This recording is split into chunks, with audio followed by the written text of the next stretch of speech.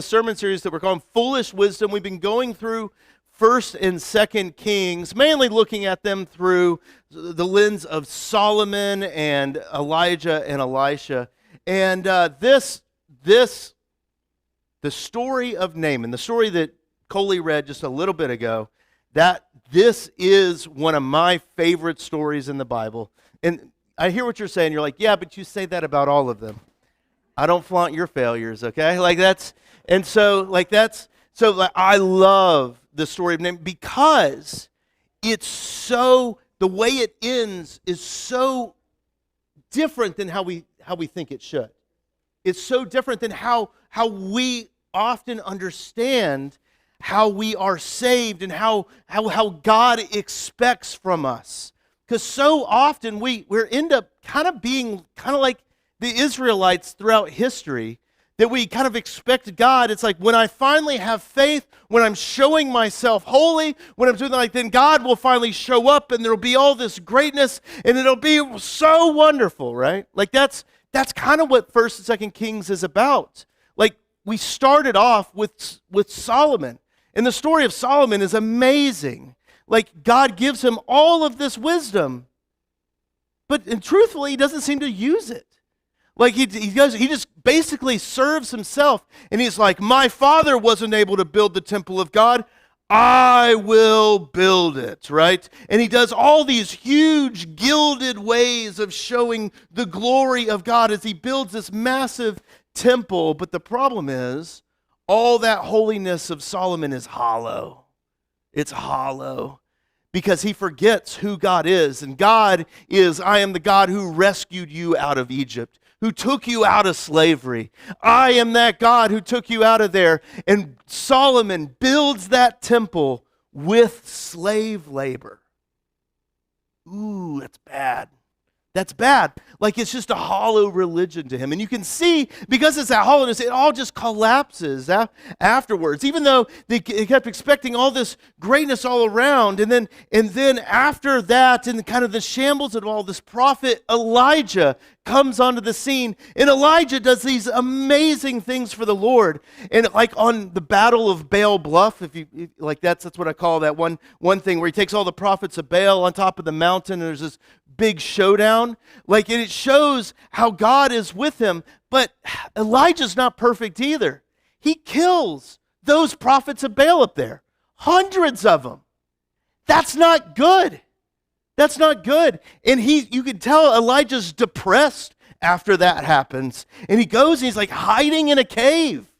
And he's speaking out to God. He's like, God, I am the only righteous one left. Only me. Like, and he's over there, and God, and he keeps trying to hear God, and he doesn't hear God in like the middle of the tornado or the middle of the earthquake. He hears God in the middle of just a whisper, right? In the middle of that whisper, God says to Elijah, "What are you doing here? Why are you here, Elijah?" And Elijah's like, I'm the only one left. And God's like, see that guy down there? That guy that has a F-150, F-350 dually that's never seen any dirt in its life. It's a pavement princess. The only thing he pulls is 2 sweet jet skis. Like that's that guy. Like, see that guy? He goes, that guy's name is Elisha. Go down to him and ask him to follow me. And see what he does. And Elisha starts following Elijah around. And what we see happens is that they basically back up everything that's kind of in Israel's history to the point where they together get back to where they're in the wilderness again with God's people. And when they're in that, Elijah's taken up into heaven, and Elisha looks out into the promised land and goes in the promised land, and Elisha's ministry is different than Elijah's. And it's different than what we saw because it looks much more like Jesus' ministry. And the story of Naaman shows that better than anything else. But you got to understand the story of Naaman, we got to have a couple of exercises right here at the top. I need you to think in your mind, who is the most prideful person that you can think of. Hey, that's mean if it was about me just now. I don't like that. Like that's, who's the most prideful thing? I am a man in my 40s. When I think of the most prideful person I can think of, I immediately go to Kanye, my old pal Kanye, right? Like that. That's, so some of you, I did this in first service. No one said a thing. I asked, who knows who Kanye is? Crickets. I work on these sermons. Like it's like not hard enough. Like I need to be talking about Jack Benning or something like that with you guys. But like but it's Kanye. This is the VMAs, the Video Music Awards, back like 15 years ago. It's not even a new reference. Like it's over there, and this is when Taylor Swift was winning the award, and Kanye came up in the front there, and he's like, "I'm gonna let you finish, but Beyonce had the best video of all time."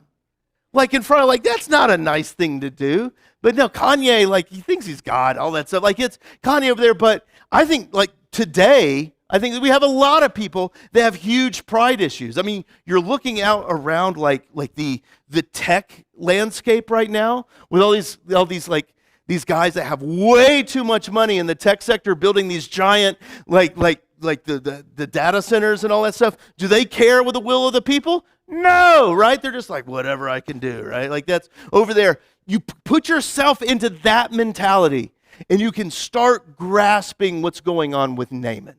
You can start grasping what Naaman is. This is a photograph taken of Naaman back in the day. You can tell he was important by how he dressed, right?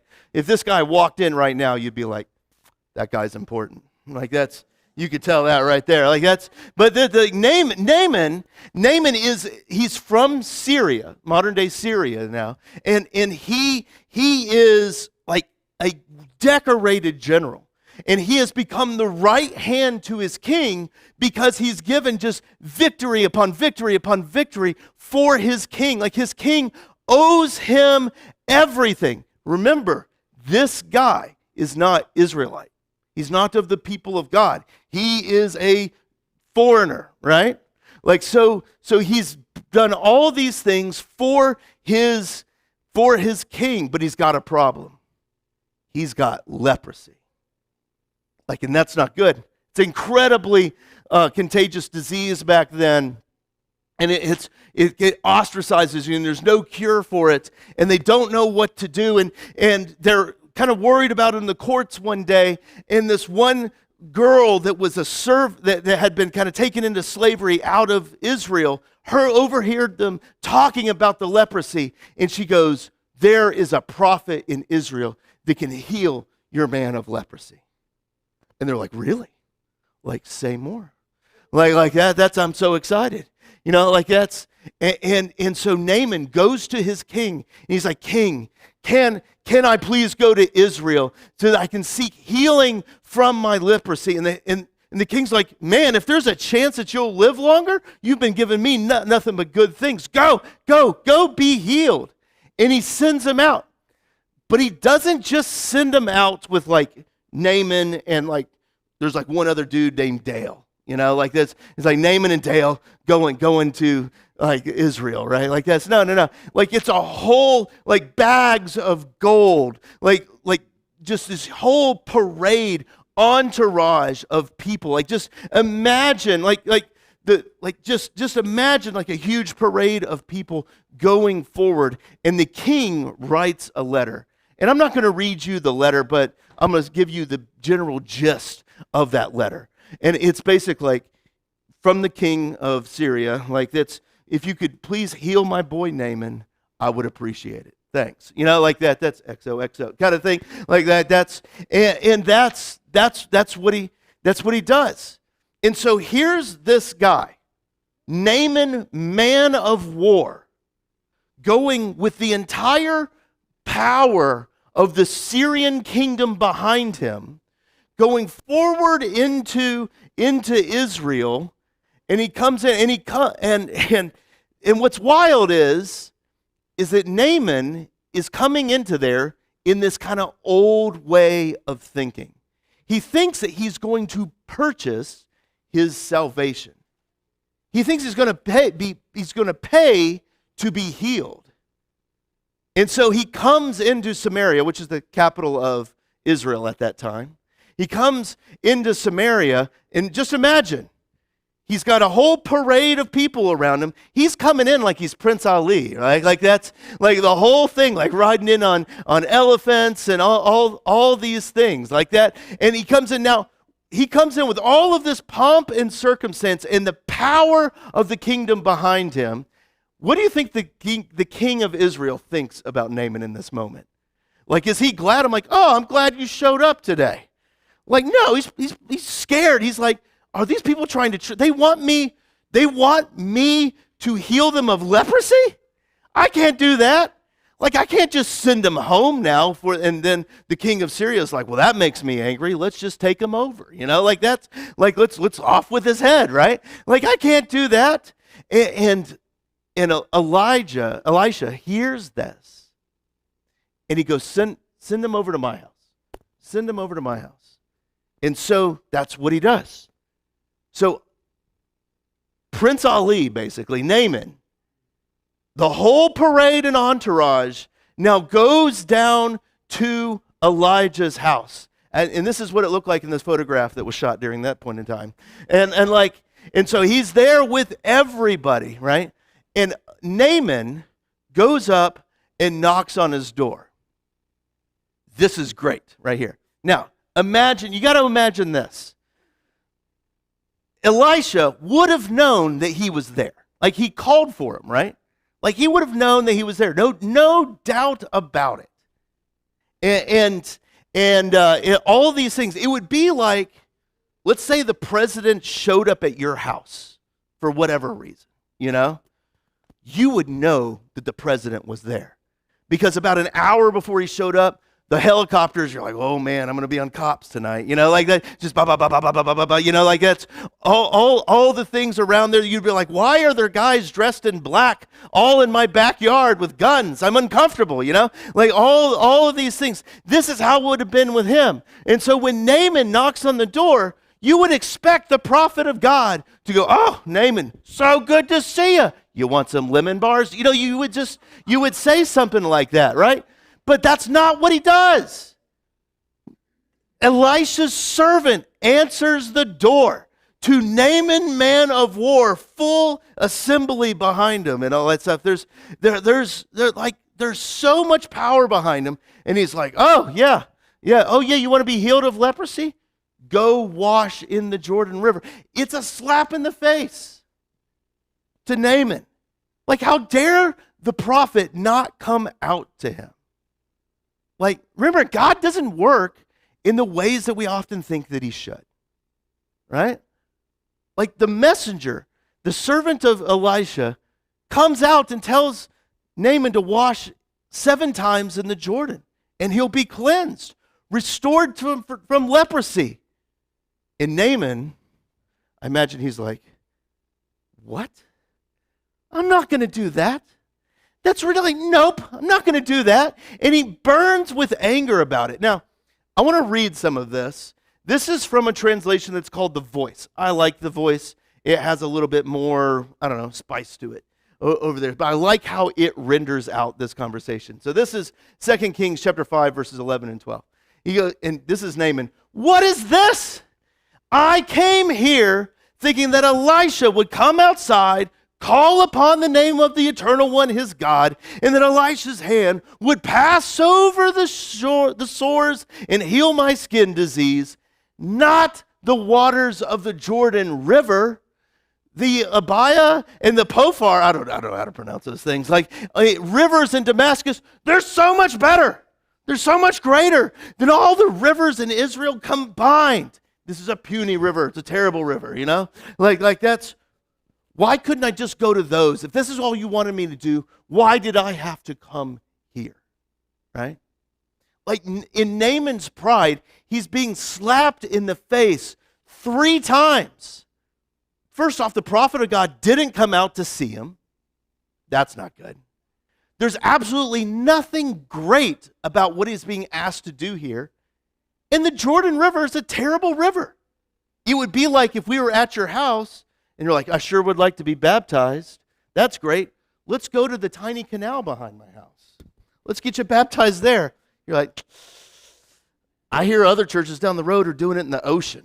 Like that's, like that's, I hear that's what's going on there. Like that's a terrible place to be baptized.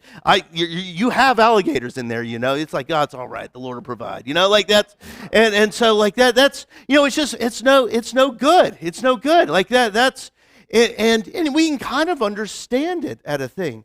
Naaman wants all of this greatness attached to his healing. I mean, look at what he's saying. He's like, I'm sorry. What was your name again, servant of Elisha? Dale?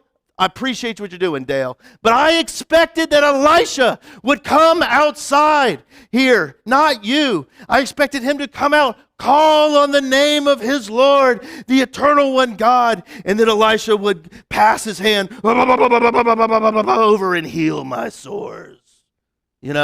I expected the pomp and the circumstance. I expected Elisha to put on the big white robe with the green things and the ropes that hang out on the side, put on the big old pope hat, and it's like, yeah, we're doing healings today, y'all. And like that. I expected all of that. And he gets so discouraged. Like he wants all the pomp and circumstance and the huge things, but God works through the small things. The broken things.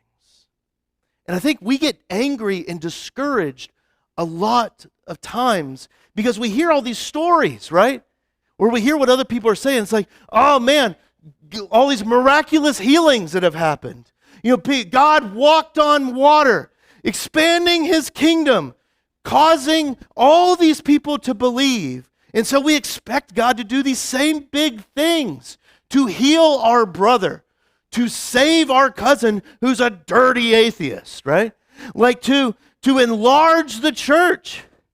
And we get angry and we hide our anger with discouragement when it doesn't happen. And we're just looking for God to do these big things in this big way. And when we're looking for those things, we can feel so discouraged. So getting back to the story, one of Naaman's servants goes, listen, we got the whole parade here. Like the elephants are even thirsty right now. Come on, man. Like that's it's over there. Like I know it's ridiculous. Just wash here. Like this, just do it. And just imagine how ridiculous this looked. Because I think when we read this story, we think of it's just like Naaman and maybe Dale, off to the side there, right? Like that, it's just over there. But it's this full-on group of people, just watching something happen. And he walks out into the Jordan River, not the Jordan River. Walks out there and he's got to wash in that, which you can't look cool washing in something this deep, right? It's like, oh, come on.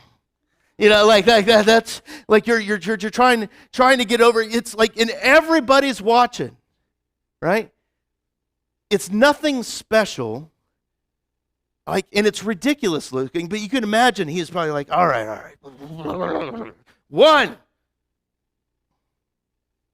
I see no change, and he's like 2, and he goes through and he's like 5, and he's like, you would expect it to be getting lighter, right? Like over there, and he's like 6, and it's like, still nothing. How does my face look? And someone in the back's like, it's worse. And that's like off with his head, and like that's and then he does like the 7th one, and he's over there, and he's healed. He's completely healed. Like that's amazing, and he believes in the one true God of Israel. He believes in all of it, and that's what makes this so amazing. He sees the true power of God is not in all of this pomp and circumstance and making sure it all happens perfectly, right? So we have some stuff going on for the visitors that are in the room. We are a member of the Lutheran Church Missouri Synod. And so like that's, we remember, and we are in our convention season right now, which means we are in the middle of electing a new president. The president that's the incumbent right now has been president as long as I've been a pastor, and that's over 15 years now. It's a long time, right? And there's a new guy, and the race is really close. It's so close, we're on the third runoff. Whoa! Like we have not done a runoff in a long time, and all this stuff. And man, do you think people are handling it well online and like the Lutheran boards? No. People are angry, like at each other. And one of the reasons why is that we have like convinced ourselves that the big things is how, or the proper things, or the correct things is how we are saved and how we're supposed to do this. You have some on some side that's like, oh man, if they just finally did the worship correctly, wore the right robes, put the right stuff on, did communion, the full band stuff up front, and lights and all that stuff. If we finally start doing that, God's like, I see that you truly love me. You may grow now, like that. And both sides are basically saying the same thing. That they're saying that if you finally practice correctly, then everything will be great. I know, right? Like I can't believe it either. Like, but that's not how any of this works. Like Jesus died and rose again. Like that's it. That's it. That's outside of this. Like that's whether I wear this or I not. Whether we are out in the parking lot or not. Whether I make you park next to the road or not. Doesn't matter. Right? Like there's some best practices. It's probably better to park in the parking lot. But, it's like our baptism here. We have our little baptismal font here, and it's just normal water. Like it's just tap water. In fact, it's even worse. We fill it with water from St. Lucie West. That's the worst water around. Coley and I have a list of restaurants that we don't order water at in this town because it tastes bad. Like that's, some of them run the Coke machines through it and you can taste it through the Coke. Like it's awful, right? Like if we run that, the best thing we do is we run it through a kettle so it's not so cold.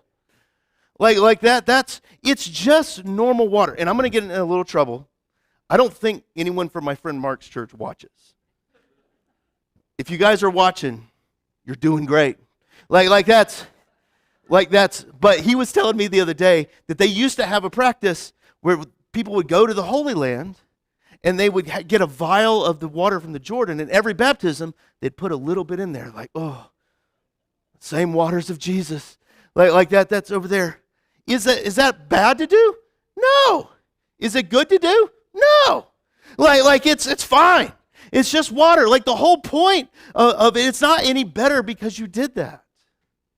The whole point of this whole thing is that God, we call it a sacrament in this church body, that God connects just the ordinary things, ordinary, gross-tasting St. Lucie West water, just that ordinary thing, done by a guy who's pretty sinful. I hide it well, don't worry. You guys will find out one day and you're like, oh, can you believe we trusted him with picking chairs or something like that? I don't know. It's a good thing you didn't. I didn't pick these. But it's like through there, like God connects with that and brings us, make us part of the kingdom of God through that just normal, everyday thing. It's not in this great and grandiose thing. It's just normal, everyday stuff. That's what it is. And that's what the cross of Jesus is too. The cross of Jesus to the Romans is like France's guillotine in the French Revolution. Rome had figured out how to get rid of the bad people, right? It's like, crucify them. It's going to hurt a bunch. It's going to be awesome. We're going to love it, right? Like that's, and they were just like crucifying all these terrible criminals over there. And that is, we kind of put reverence attached to the cross because we see our salvation through it. But it was just like the worst way to go. And it's through that means that Jesus died. And I think it shows us in the basicness of his death on the cross is that none of us can escape underneath it. That he's like a giant scoop, a shovel, picking us up from all the murk and the mire and grabbing us in his own death and grabbing us, and in his resurrection he rises us up also. It's just normal. God takes the normal broken things and causes healing in them. And so Naaman, he realizes all of this stuff. He realizes what God has done. He realizes and he believes in the God of Abraham, Isaac, and Jacob. He believes in the God of Israel, and that his old God doesn't even exist anymore, but he's got a problem. And this problem is found in 2 Kings chapter 5, verse 18. And he says, but may the Lord forgive your servant for this one thing. He basically comes to Elisha. It's like, you got to forgive me, but I got a problem, Elisha. I got a problem. When my master enters the temple of Rimmon, my master worships a different God. And when he bows down, it is my job to help him. It is my job to help my king to worship this other God. So when I bow down in the temple of Rimmon, may the Lord forgive the servant for this. What do you think's going on, right?